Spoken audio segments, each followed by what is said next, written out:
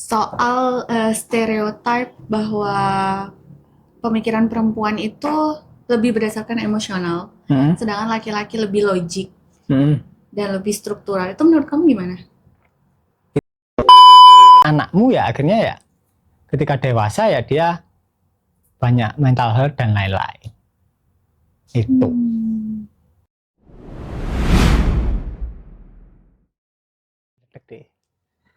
Halo teman-teman tanpa pintu, jumpa lagi kita kali ini bareng Mas Riko melanjutin topik sebelumnya Om ya, yang Lilit kemarin. Nah berarti kan ini apa? eh, Lelaki itu pemegang pemegang dogma. Nah gimana terus kelanjutannya? Kelanjutan apa? Berarti kan wanita ini selalu wanita dianggap makhluk yang lemah, padahal kan nggak seperti itu juga gitu loh. Ya, Kenyataannya loh ya. ya intinya ya ini ya kita perlu jujur sih. Cowok membuat dogma tersebut seakan-akan wanita itu lebih inferior dari pria ya karena pria punya ketakutan untuk tersaingi oleh wanita. Itu jelas. Makanya dari dulu itu ya gitu kan, kayak dibatasi sekolahnya, kemudian itu dari zaman dulu lah dibatasi sekolahnya, kemudian diposisikan ya kamu itu di dapur, urusanmu apa ya, kalau di orang dulu ngomongnya apa, masak mana, Masak, macak, mana. masak M3, macak mana. M3. Padahal kan kehidupan manusia nggak cuma itu kan, nggak apa ya, bangun makan kentu kan nggak gitu tok kan, iya kan, masih ada banyak hal lain yang kalian bisa explore gitu loh, walaupun kalian cewek, iya kan, nggak, walaupun kalian cewek itu kalian nggak kehidupan kalian nggak cuma terbatas di macak mana, Macak, masak, macak, mana. Ya intinya setiap manusia entah itu pria atau wanita semuanya itu punya potensi. Misal yang cewek, misal potensinya karena kepemimpinannya bagus, mungkin potensinya jadi CIO, ya kan? It's okay kan, nggak ada masalah kan di situ kan.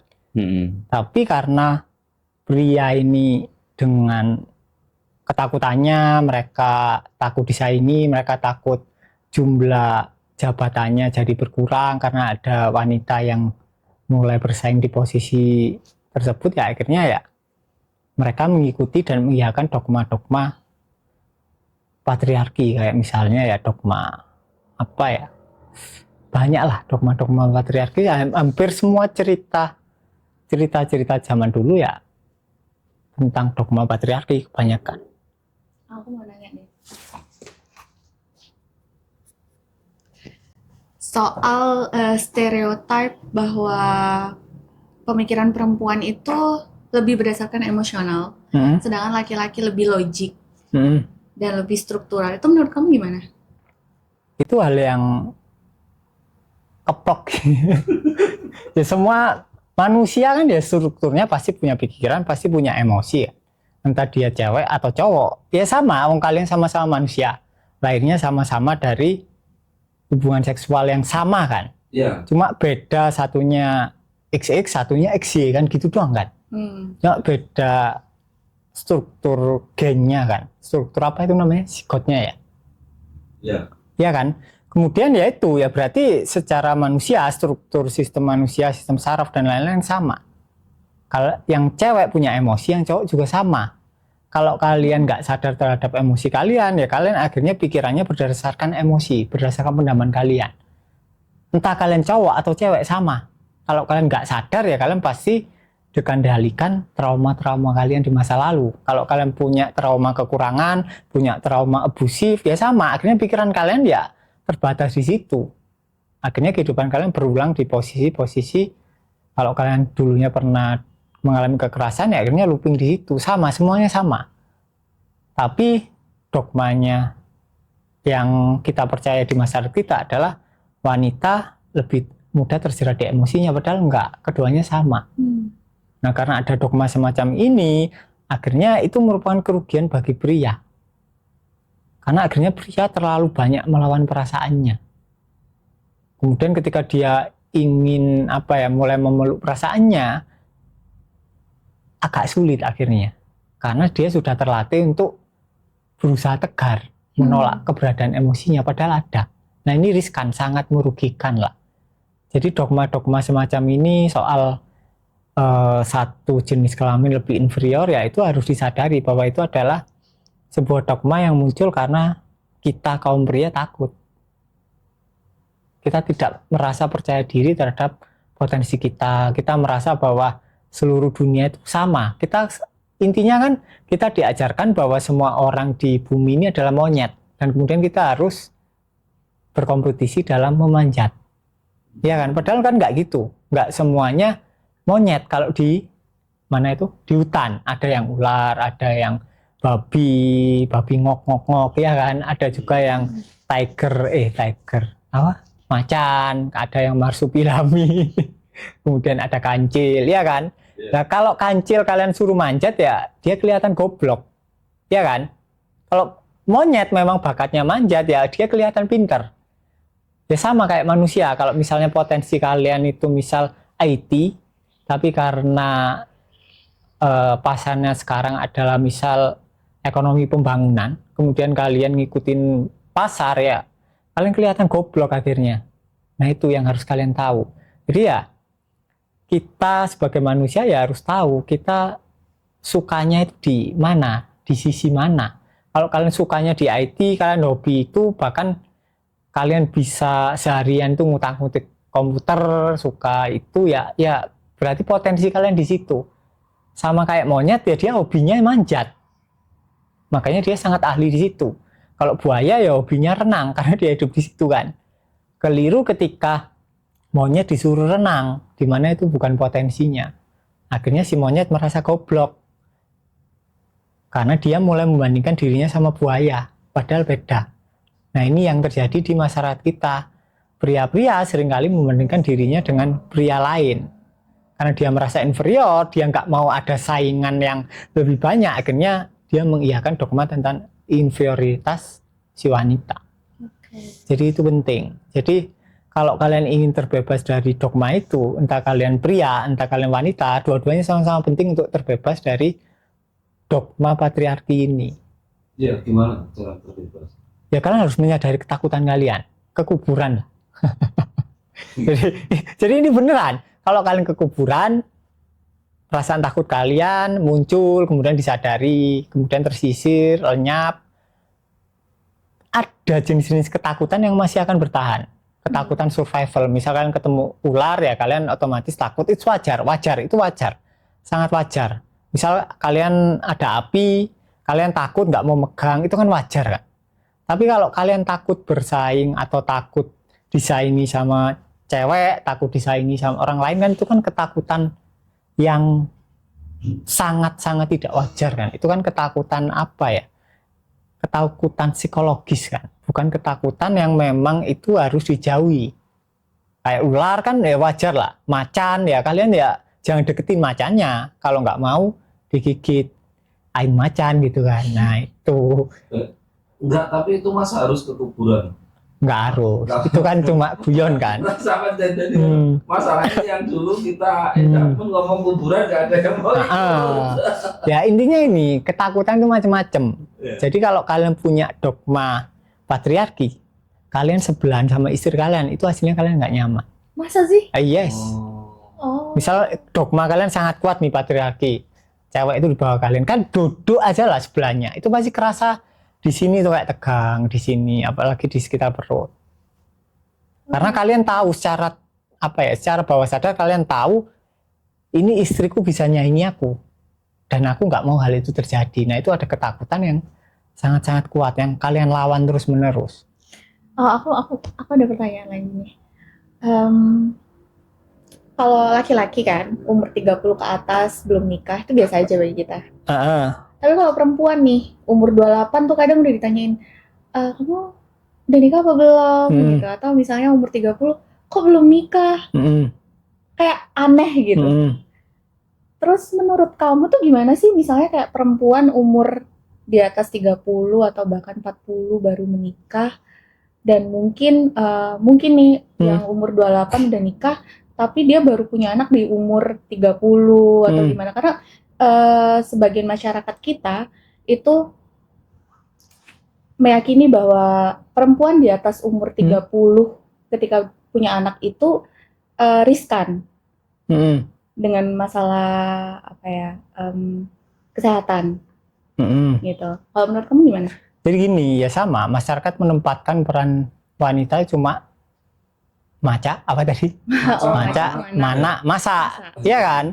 Maca, mana, masa, wis gitu toh M3. Maca, mana, masa. Nah ketika umurnya mulai 28, lah peranmu mana nih? Belum jalan semua. Akhirnya dipermasalahkan. Tapi kalau peran cowok kan lebih apa ya? Lebih general kan? Lebih apa? Fleksibel kan. Tapi kalau cewek kan maca, mana, apa namanya? Masa, iya kan? Mana nih peranmu 3 belum jalan nih? Kamu mau gimana nih? Nah gitu kan? Ya ini peran kan peran buatan kan? Nggak semua cewek perannya ini. Kalau kalian nggak bisa masak ya it's okay, nggak apa-apa. Ya kan? Kalau pasangan kalian kaya kan kemungkinan besar dia tidak akan mempermasalahkan kalian nggak bisa masak. Ya udah tinggal GoFood aja lah, tinggal ya ke warung, masih banyak opsi lah, ya kan? Intinya menurutku peran cewek ini nggak cuma sebatas maca apa M3 aja. M3 nggak cuma M3. M3 ini adalah dogma bikinan masa lalu yang kalian masih ikut kolonial itu kan. Kalian dibikin bodoh, apalagi ceweknya dibikin bodoh, ya gitulah. Intinya ya akhirnya karena tatanan peran M3 akhirnya ya terjadilah batasan umur. Ayolah kalau sebaiknya sebelum umur 25 ya peranmu ini udah jalan. Aslinya kan di situ kan. Nah karena dari M3 ini akhirnya peran paling pentingmu adalah ini apa namanya, melestarikan spesiesmu. Itu kan peran dari 3 ini kan, itu peran yang dianggap paling penting sama masyarakat kita kan. Akhirnya bagi pria si wanita ya cuma sebagai ibu dari anak-anaknya. Kalau soal itu perempuan yang punya anak di atas umur 30 gimana? Harusnya kalau menurutku ya harusnya wanita itu seharusnya punya anak di umur 40. Bukan 25, bukan 30, tapi 40. Kenapa gitu? Karena dalam artian potensi, umur 40 itu potensinya udah keluar, dia sudah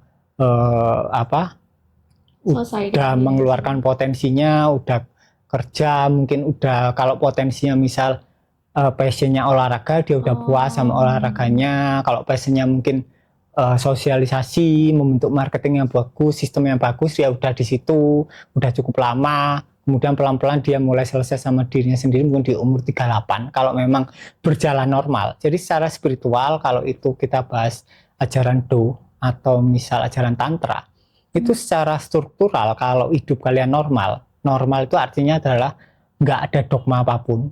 Dari kecil kalian nggak diajari dogma aneh-aneh, kalian nggak melawan seksualitas sendiri, akhirnya di umur 38 kemungkinan besar kalian akan tercerahkan. Walaupun kalian nggak ngapa-ngapain, karena kalian nggak ada dogma. Tiba-tiba secara struktural kalian selesai, kemudian kalian melihat ke dalam diri kalian sendiri. Itu kan kalau secara spiritual ya. Tapi apa yang itu di masyarakat kan berkembang gini usia di atas 40 rawan secara sisi medis. Nah sisi medis kan juga dipengaruhi oleh dogma M3 tadi. Jadi ya sisi medis hanya membenarkan itu tadi. Buktinya banyak orang hamil tua ya aman-aman aja. Tapi ada orang hamil muda ya mati. Aslinya kan cuma masalah statistik kan. Dan itu seharusnya nggak begitu besar. Sama kayak dulu dokter Hungaria. Hungaria dia kan dokter kandungan kan. Itu dokter pertama yang menganjurkan dia cuci tangan. Kalau mau bantu persalinan. Tapi apa yang dilakukan dokter di sekitarnya? Nggak mau. Dokter sekitarnya waktu itu nggak mau.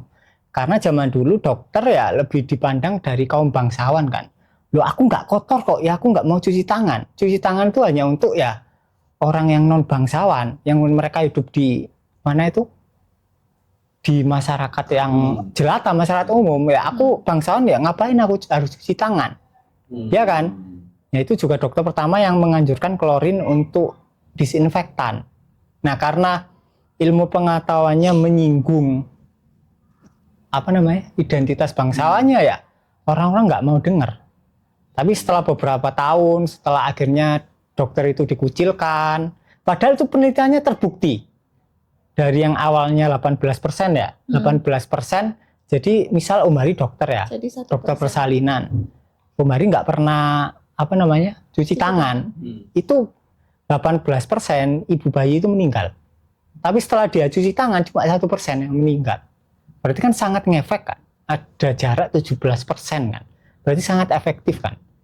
Ada bukti itu, orang itu masih nggak mau dengar. Karena dibatasi dogma identitas. Nah kemudian setelah bertahun-tahun diteliti, ada penelitian banyak, akhirnya terbukti. Barulah orang mau pakai disinfektan, sebelumnya enggak mau. Ya sama kayak zaman sekarang, masih ada dogma M3 itu tadi. Nah di situ akhirnya ya penting untuk kita melampaui dogma-dogma tersebut. Jadi kalau kita garis bawahi, kenapa aku bilang ya idealnya cewek itu punya anak di umur 40 tahun, 35 sampai 40 lah. Karena anggapan kita secara psikologis itu udah lebih mature, lebih dewasa lah.